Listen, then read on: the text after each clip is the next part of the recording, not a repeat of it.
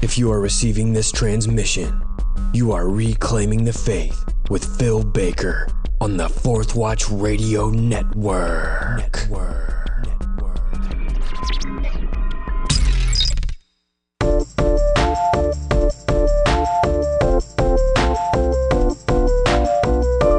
Welcome to episode 24 of Reclaiming the Faith, a podcast with a mission to reveal what the earliest Christians believed about the core issues facing us today.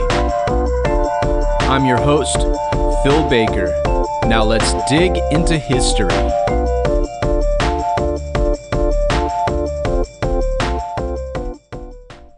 Hey everyone, thank you so much for taking time to listen to Reclaiming the Faith. Thank you also for your prayers for me and for my podcasting partners BDK and Justin Fall. We seriously appreciate them so much. This week, we're diving into part 2 of my 4-part interview with Dan Enright about how Christians evangelized in the first century. In episode 24, we go back to the beginning to demonstrate how we see Christ in Genesis through Deuteronomy, which is referred to as the Torah or Pentateuch. Dan is a professor at the Bible Seminary in Houston, Texas, and is also the community group's pastor at my church. This is an inspirational and educational interview that you don't want to miss. Well, if you're blessed by this episode, I'd really appreciate it if you'd leave an honest review on my iTunes channel, Reclaiming the Faith. Also, if you have any questions, please feel free to contact me at my website, reclaimingthefaith.podbean.com, or you can email me at emailphilsbaker@gmail.com. In 2016, I wrote a book called New Wineskins and the Simple Words of Christ, and you can find this book on Amazon. If it's a blessing to you, please leave an honest review there. I'm blessed to be a part of Justin Fall's Fourth Watch Radio Network, along with BDK of Omega Frequency, who I do a monthly Q&A show with called Ready with an Answer. You can contact BDK at omegafrequency.com, and you can send in questions for that Q&A show there. In addition to our own channels, you can find each of our podcasts at fourthwatchradio.com or on the Fourth Watch Radio podcast. And finally, the early Christian quotes that I use can be found on the CD-ROM version of the Ante-Nicene Fathers, and you can purchase your copy for a mere $5 on the Scroll Publishing website, scrollpublishing.com. All right, well, let's dive into episode 24, part 2 of First Century Evangelism with Dan Enright. All right, we're back with Dan Enright. Dan gave us an awesome introduction to our topic of seeing Christ in the Old Testament last time. And now this time in this episode, we're going to be looking at Jesus in the first 5 books of the Bible, which are called the Torah or the Pentateuch. And so, Dan, it's so great to have you back on, buddy. Thanks, Phil. Yeah, man. Are you ready to go? You ready to do this? You bet. All right, man. So let's jump into the Torah. Sure. Why don't you tell me a few passages that have really stuck out to you that lead people to Jesus, that whether they're prophecy-based passages or typology-based passages, what are some passages that you feel are really just key to helping lead people to Jesus? I think foundationally, one major passage that comes to mind for me at least is in Genesis 3:15. And this passage is often referred to as what they call the proto-evangelium. And the first gospel. First gospel. Yeah.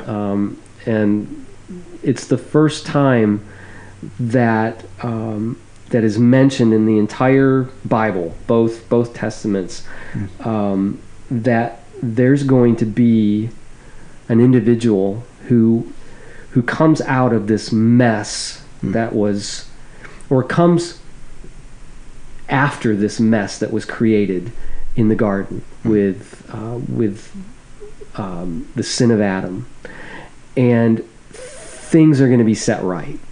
What happened in the garden was universally cataclysmic when man sinned. And from that point on, God decides that he's going to do something about it. And what is revealed in Genesis 3:15 is that there's going to be a hostility that is created between two parties. One party, or two parties in a general sense, speaking of groups of people, two groups of people, and then more specifically, two individuals. And so in Genesis 3:15, you want to read that? Sure. I'll back up a little bit. Okay. After the Lord appears, the woman had sinned. The man had sinned.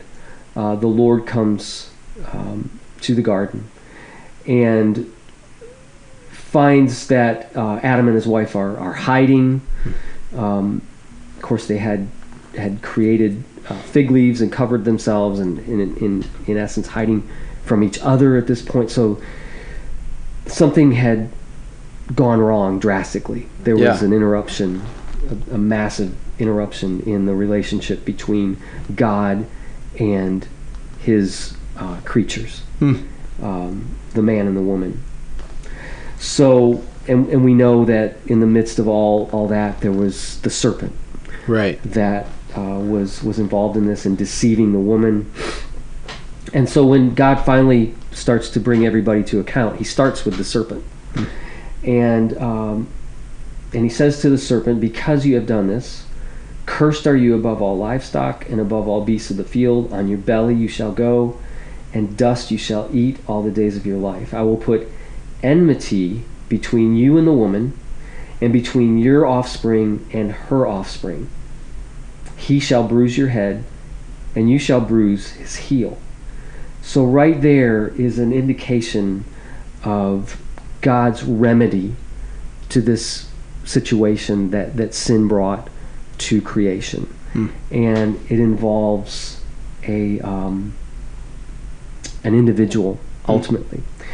And the thing with this particular verse is when you start to get into the Hebrew of it, and you start translating these words, you come up with some different genders, some different senses of these words. And it wasn't until they translated this into the Greek in the Septuagint, right, about 200 BC, 250, 200 BC, that things really started to kind of be clear on what this really says. And when it says that I will put enmity between you and the woman, when God says this, and between you and your offspring and her offspring, those words offspring are the word seed. And they're what they call collective singulars. So it could basically it alludes to groups, two groups.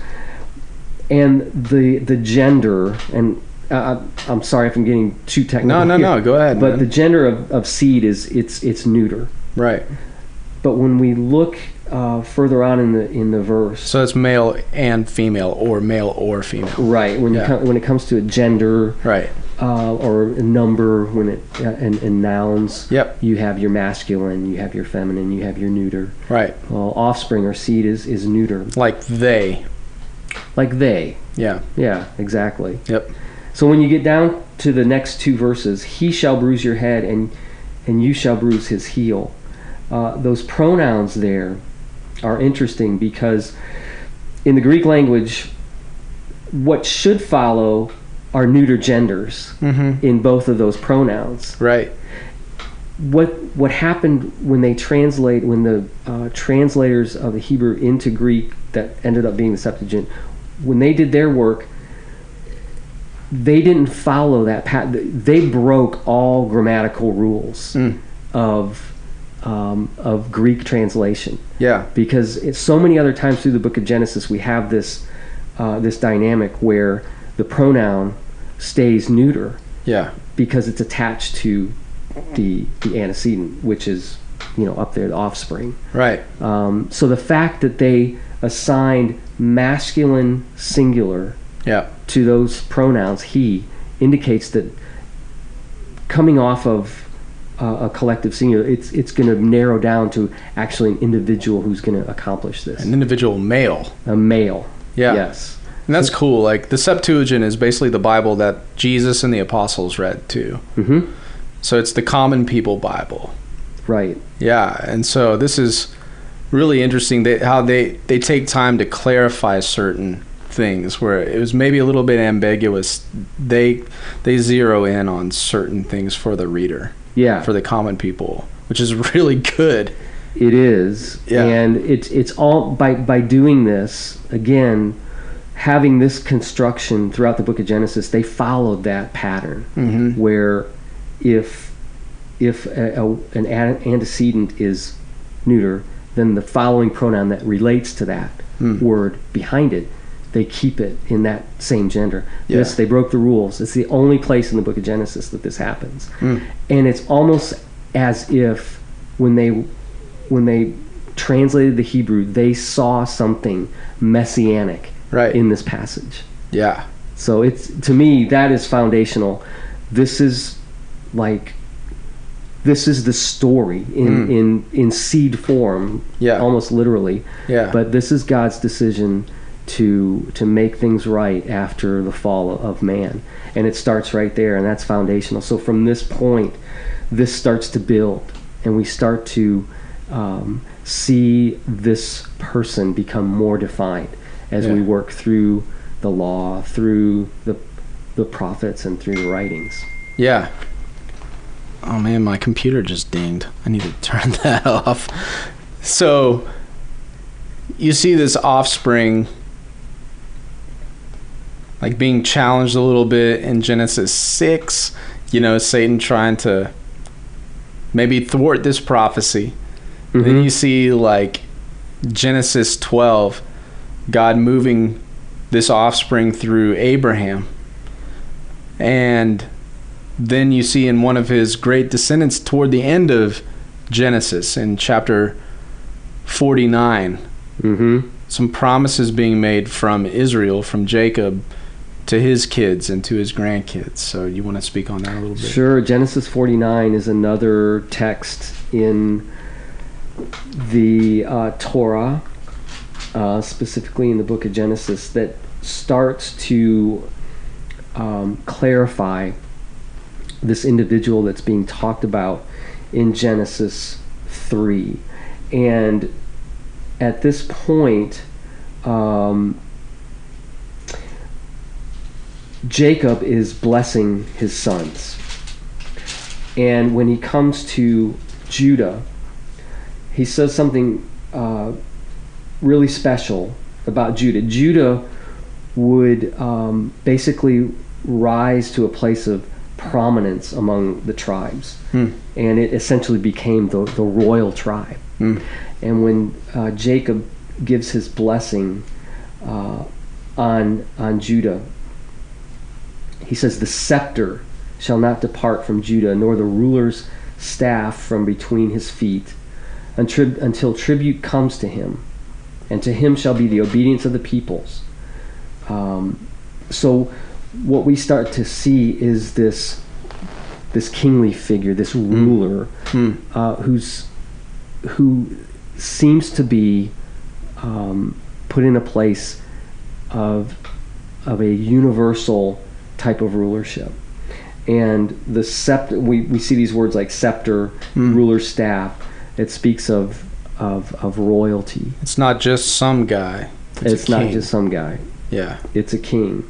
And there are different translations as far as this verse goes.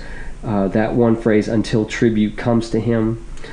But the best one that I think translators have been able to come up with is "until he comes to whom it belongs." Talking about the scepter, talking about that ruler's staff. So again, we're looking at an individual until he comes to whom it belongs.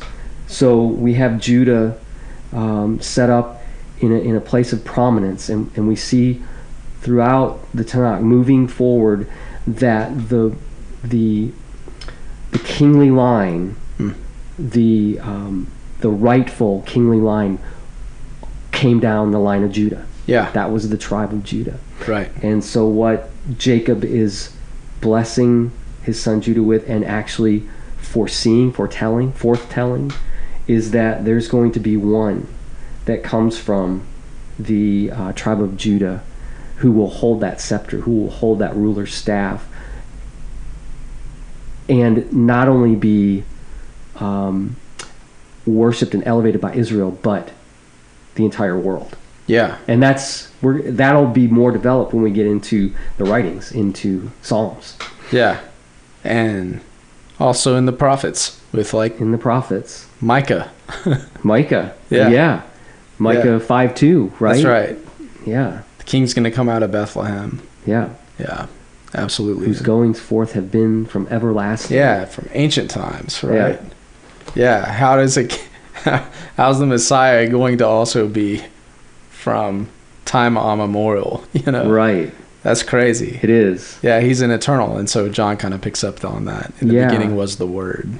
Yeah, so as we work through the Tanakh, we start to see again this unfolding, if you will, of the identity of this person, who we'll see in the prophets referred to as the branch, the servant, the root. But it all starts again in Genesis 3:15.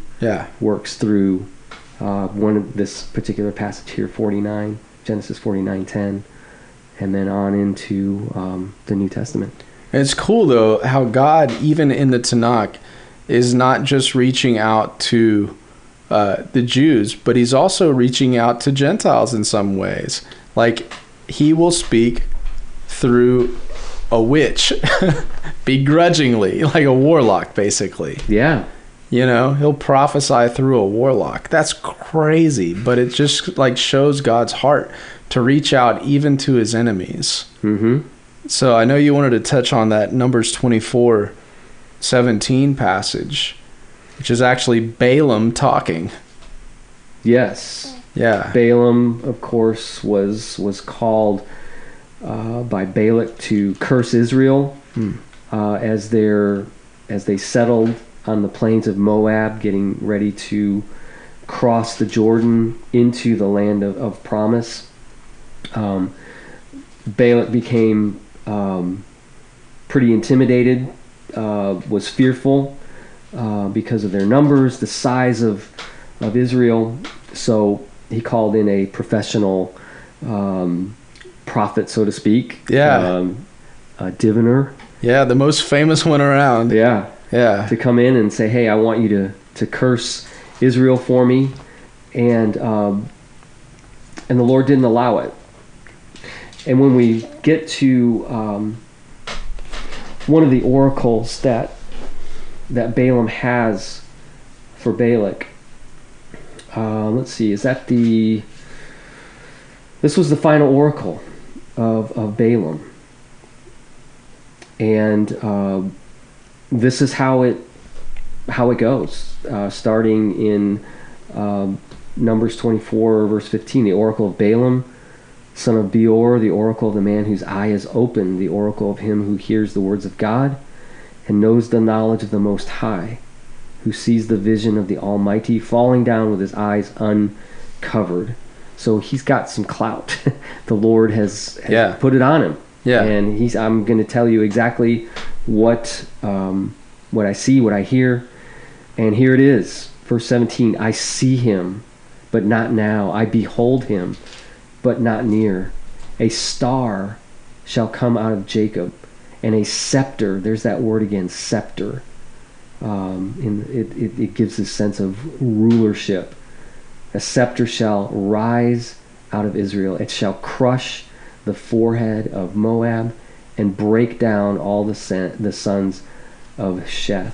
Edom shall be dispossessed, Seir also, his enemies shall be dispossessed. Israel is doing valiantly, and one from Jacob shall exercise dominion and destroy the survivors of the city. So we see here this star. This is totally messianic. Yeah. Even in early 2nd century Judaism, when we came to the Bar Kokhba revolt, 132 AD. Yeah. Under against Emperor Hadrian. Yeah. Simeon ben Judah, it was taken back to this text, right, to assign Simeon ben Judah as the star. Yeah. From Numbers 24:7. So this is another one of those. And you could texts. see that paralleling also with the Genesis 49 passage, with him being the son of Judah, Sure. Yeah. Yeah. So absolutely. You're like, oh, maybe this could be the guy. Yeah. Yeah. So Balaam had this oracle, like, I see him. Yeah. But not yet. He's not near yet, but he's coming. Yeah. So out of Israel is going to come this ruler. And Jeremiah 48 48 through 49 repeats this prophecy of yet future from his time. Yeah. So there may be this tendency to assign somebody in the course of the kings that came down through Judah. But even in Jeremiah's time, when Zedekiah was the last king of Judah before Babylon completely destroyed, even at that point, they're still looking for this star. Yeah, they're still looking for him. And so this is another indication of more revelation, so to speak, of an individual coming who's going to rule, set things right. Yeah, and so it's cool, like how God would like kind of tip his hat to this passage in the birth narrative of Jesus, that you have this star coming to hover over, like leading people to the place of Jesus's birth. Great point. Yeah, you bet. Yeah, man, I'm really into the early Christians, and the early Christians were really into the Septuagint. That was their Bible also. And so one of the cool things, like when I started reading their writings, that they latched onto really quick is Moses' helper Joshua in the Septuagint is actually Jesus. That's the way they translated his name in Greek, is Jesus. And so, like, to an early Christian, they're seeing this Jesus figure lead people into the promised land, and they're like, yes, yes. So they're working with a lot of typology, a lot, and like shadows of Christ, kind of thing. Like it's kind of what the book of Hebrews in a lot of sense is doing. Sure, it's doing a lot of typology. But there's this cool passage that Justin Martyr around 160 writes, and he's referencing a scene from the book of Numbers a little bit earlier than Balaam, but he's talking about this scene where Israel is called to fight against Amalek. And so I'm just going to read a little bit of Justin real quick. He says, when the people waged war with Amalek, and the son of Nave, he's talking about Joshua, the son of Nave, or none, by the name Jesus, he just flat out says it, by the name Jesus, who is Joshua. Yeah, he led the fight. Well, Moses himself prayed to God, stretching out both hands, and Hur with Aaron supported them during the whole day. So he's like, Moses is basically like making the sign of the cross, right? So that they may not, so Aaron and Hur supported Moses' hands during the whole day so that they might not hang down when he got wearied, when he was tired. For if he gave up any part of this sign, if Moses like stopped making the sign of the cross, which was an imitation of the cross, Justin writes, the people were beaten, as is recorded in the writings of Moses. But if he remained in this form, in the form of the cross, Amalek was proportionally defeated, and he who prevailed by the cross. For it was not because Moses so prayed that the people were stronger, but because, while one who bore the name of Jesus was in the forefront of the battle, he himself made the sign of the cross. For who of you knows not that the prayer of the one who accompanies it with lamentations and tears, with a body prostrate or with bended knees, propitiates God most of all? But in such a manner neither he nor anyone, while sitting on a stone, prayed, nor even the stone symbolized Christ, as I have shown. So it's really neat that Justin makes this typological point, kind of like so many pastors will make when they talk about Abraham offering Isaac. Now that's like a symbol of like Isaac willingly letting himself be killed. That's like it's pointing to Jesus. Mm-hmm. The New Testament makes that point nowhere. It nowhere references that. That's and right. Yet it's so obvious. Yes. Right? That God is like, hey guys, check this out. You're going to need this later. This is definitely pointing to my son. That's all over the Tanakh. It points so many times to Jesus in different ways. Mm-hmm. So this kind of stuff really excites me. Did you have any thoughts on that passage or that writing? Genesis 22? Because even the same geographical area, Moriah, go to the land of Moriah. Yeah. And we see that, of course, Jerusalem. Solomon built the temple on Mount Moriah. The same location. The threshing floor of Arana. Yeah. Yeah. So absolutely. There are things that we can see in the New Testament as direct fulfillments by Jesus. Yeah. Right? The virgin birth, the location of his birth, his predecessor, John the Baptist. Yeah. His passion, all that kind of stuff. But there are things that I think God has woven through the scriptures that might not necessarily be noted in the New Testament as concerning things in the Tanakh or Hebrew Bible, right? Where we go, there is definitely a connection there. Yeah, right. You brought up the when Jesus calmed the storm on the Sea of Galilee, right? And we talked about how the point of that was to take the disciples' minds back to Psalm 107, right? And nowhere in that passage in the account as it's written in Mark does it say, and Jesus did this to fulfill Psalm 107. Right. But we know, yeah, right? So it doesn't have to say that. And I think that the Hebrew Bible is just littered with this kind of stuff. Yeah. And it's really our joy and blessing to go in and start digging this out. And I think it puts a smile on God's face when we become just more and more in awe of Him, and through that just grow in our love for Him.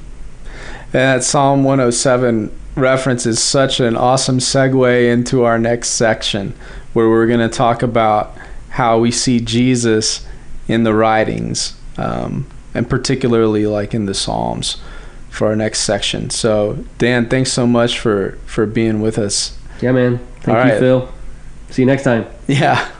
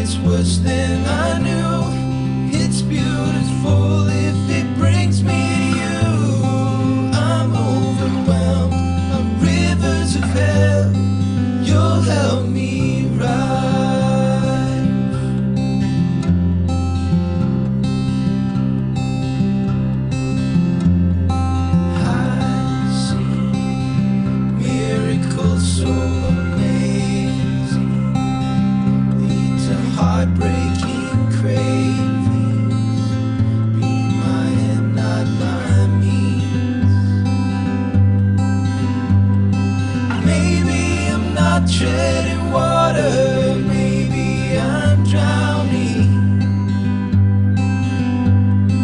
Maybe it's just what I needed all of my life.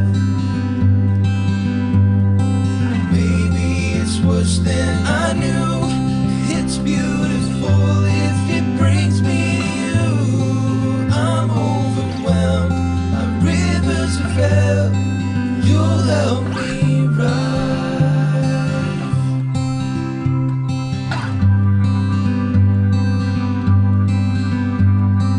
I lift up my eyes to the giver of life. Your presence, Lord, I wait for you.